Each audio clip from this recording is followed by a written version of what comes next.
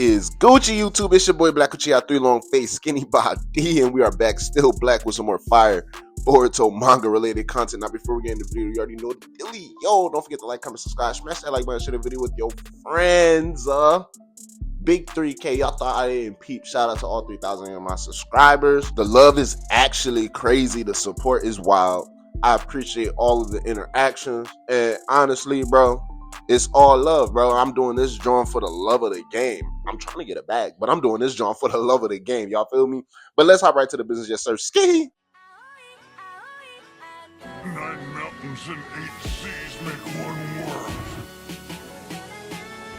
1,000 worlds make one chiliocosm. 1 chiliocosm to the power of 3, and there's nothing I can't cut. All right, so Boruto chapter 21 definitely set us up for the long-awaited, anticipated Boruto, big Boruto, I should say, versus the guy Jura, the man, the myth, the legend, who everybody has fallen to an agreement. This guy is actually very dangerous. For some reason, maybe it's the menacing aura, maybe it's all of the statements he got throughout all of the chapters, or maybe it's the fact that, and I don't like him for this very reason, that he broke and snapped Himawari's leg and almost sent, well, he actually did send Inojin to the ICU, right? But this guy Jura is very menacing. Every time he's on panel, all eyes are on him. It's kind of like a throwback of Jigen and Ishiki vibes. I say more so Jigen because Ishiki was short-lived on panel in the manga, but whenever Jigen was on screen, whenever Jigen moved, the waves moved with him, because we were like, well, what are they gonna do in this situation, right? And we see at the end of Boruto 2 Blue Vortex, chapter 21, Matsuri, as famously said, for the last few weeks, got sliced and diced into a million Frieza pieces, and Boruto pulled up to the scene quicker than Quicksilver himself and let y'all know why he's actually the grandson of the 4th Hokage, right? You can see from my guy Konohamaru's reaction, he's moving faster than fast, right? People aren't comprehending what's going on. Matsuri can't finish saying the man's name, and she's already down and out and over for the count. So this guy Jura has finally pinpointed and located this man Boruto Otsutsuki. It's very interesting because we're going to go back over every single time that we've seen them come across each other on panel.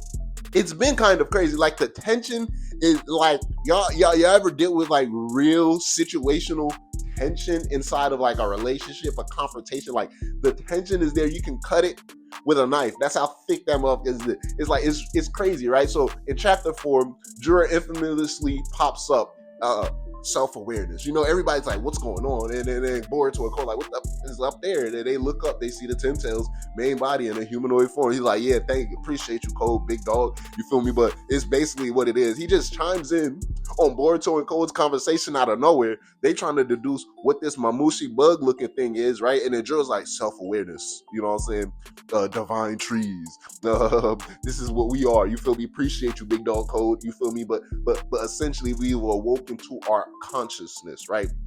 But throughout that whole entire encounter, Boruto's boxing up, he's piecing Hidari, he's boxing up Mamushi, he's boxing up Matsuri. They jumping the man, they about to put the man in the dirt, right?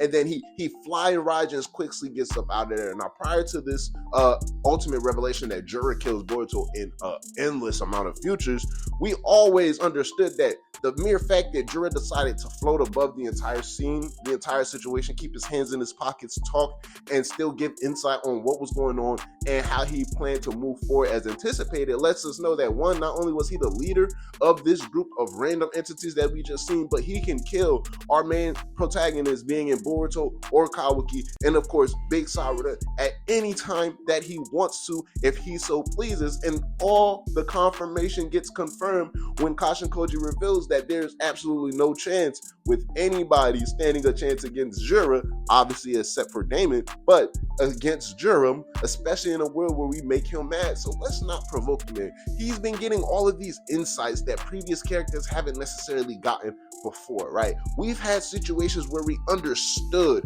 how dangerous a character is, but a situation where it's purposefully emphasized and purposefully stated, do not piss this man off.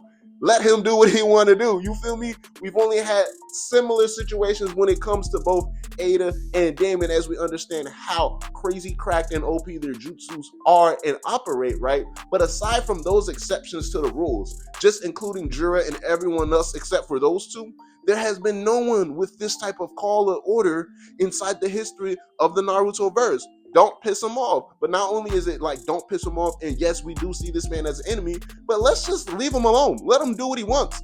Let's just see if we can live our life and go about our day to day. But at the end of the day, Boruto ruins Kashin Koji's plan. He's freaking out.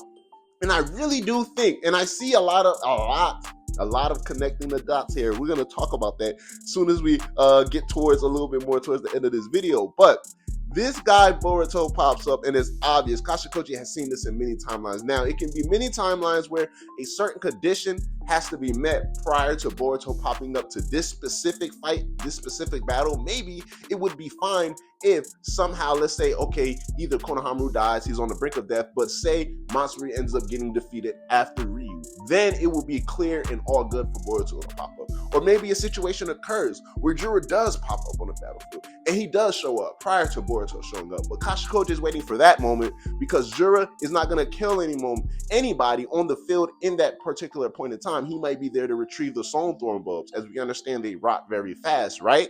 So he can pop in and pop out once he receives the bulbs, and then Kashin Koji can send Boruto onto the battlefield so you make sure everybody is okay. Check on Sakura to possibly see if there's still even a minuscule of an ability of a chance of hope to slay Yodo, and then, make sure Konohamaru and Mitsuki are good. But we already understood Boruto showed up to the battlefield and finished the job for this guy Konohamaru himself, and Jura is aware of the situation. The anticipations has definitely been stacking up with these two, because even when we move past the events of chapter 4 and we see with Boruto saving Himawari and Jura anticipating him, right? Because once we see Boruto flying through the sky, he looks over to Boruto. As soon as he looks over, that's when Boruto is able to swoop in, grab Himawari, and then Jura turns his head again to follow Boruto's movement. He's flying Raijins up out of there. So we can understand that Boruto, at the very least, is heeding and taking Kashin Koji's words to heart, because at the end of the day, imagine someone going up to you and they have unsolidified, undeniable proof that they can see into the future, and they tell you straight up to your face, that person right there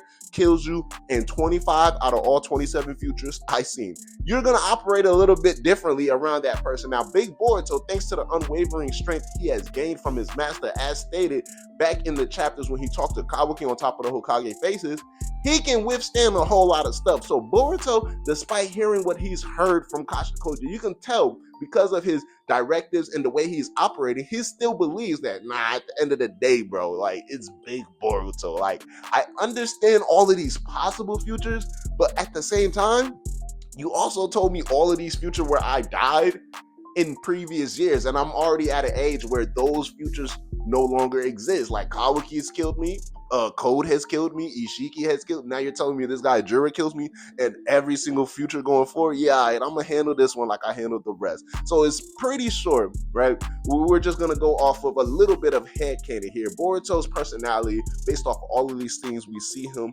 operate by, and how he's developed his character development throughout Naruto and his generations into Blue Vortex, we understand he's not willing to just sacrifice anybody, especially if it's going to be for something like the sake or the cause of the mission. Ultimately, Boruto is Naruto's son. Despite the stoic personality we've seen him grow to adapt, in the Sasuke-esque, Sasuke-like personality we've seen him grow to adapt within two Blue Vortex medium, we see, especially with the events of chapter 21, he still has that pure-hearted, golden boy nature inside of him, and ultimately those are the impulses he's going to act on. The impulses to say, like, regardless of what you tell me, going even back to Momoshiki, fate is my enemy, destiny is, like, it don't matter, it's Big Boruto Uzumaki. So we're gonna have to get a reaffirmation in that regards. But ultimately, I think they're playing us.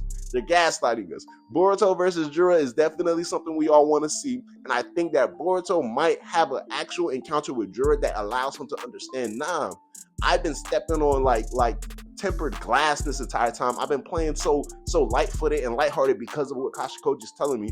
How about I keep on putting my face in the ninja textbooks, train harder, and even try to surpass Jura? Like, I ain't going to just be satisfied with the strength I got now. Like, I feel like Boruto needs to encounter Jura, because last time Jura shot the man down. He didn't get a chance to really see what was going on. He automatically understood it's some type of attack from Jura, but he wasn't face to face with him. Right? So once he comes face to face with them, he's able to exchange blows, understanding that, okay, this guy is way out of my league. He is able to at least put him on a pedestal of where he needs to be or where he needs to go. But the most anticipated why, right, for the upcoming events of chapter 22 and 23, we understand that more than likely Jura will be popping up on this battlefield. More than likely they're going to tease a skerfuffle between these two characters. More than likely they might see each other within the next chapter. It might end off on a cliffhanger, but what's to say all of this is thrown out the window of what I said previously, and we're going to touch on this in a future video, so stay tuned on how I close it out. But Boruto showing up is all part of the plan, and Boruto killing Matsuri is all part of the plan. Jura's about to pop up. All of us, including Boruto himself, Mitsuki, Sarada, they're freaking out because now Boruto's on the brink of death, but it's not an unlimited Kawaki that comes to save the day after getting his limiters removed and then buffed up even then some by this guy Amato, right? It's my guy, Big Momoshiki, popping up for his glorious return. So let me know how y'all feel about that. But still, ultimately, right? Ultimately, Boruto versus Jura is definitely being teased that we can do quote unquote Jura versus Momoshiki or Boroshiki if y'all want. But hey, it's your boy Black Chia. Let me know how y'all feel about it and what are your anticipations for Boruto versus Jura in the upcoming chapters or at all in the future of the series. Holla at your boy, I'ma holla at y'all. Black Chia out. Yes, sir. Ski!